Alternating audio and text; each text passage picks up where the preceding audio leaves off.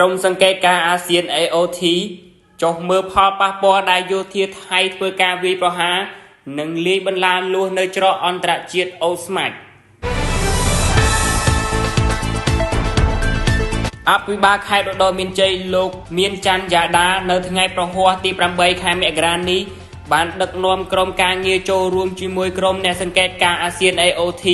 ដើម្បីពិនិត្យផលប៉ះពាល់ដែលកម្លាំងយោធាថៃធ្វើការវាយប្រហារនិងរាយបន្លាលួសចូលមកលើច្រកអន្តរជាតិអូស្មាច់លោកមានច័ន្ទយ៉ាដាបានលើកឡើងថាបន្ទាប់ពីមានការរំលោភបំពានយ៉ាងធ្ងន់ធ្ងរពីកងកម្លាំងយោធាថៃដែលបានប្រើប្រាស់អាវុធធុនធ្ងន់ថ្លោមចូលមកក្នុងភូមិសាស្ត្រទឹកដីកម្ពុជាដែលបង្កឲ្យមានការខូចខាតហេដ្ឋារចនាសម្ព័ន្ធក៏ដូចជាផ្ទះសម្បែង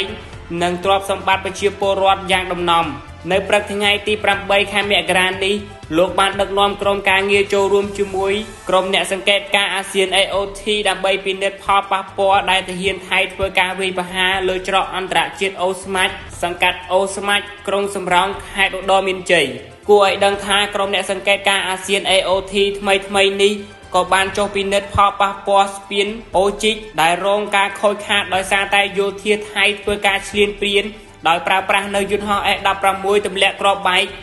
នៅស្រុកចុងកាល់ខេត្តឧត្តរមានជ័យព្រំប្រទល់ស្រុកស្រីស្នំខេត្តសៀមរាប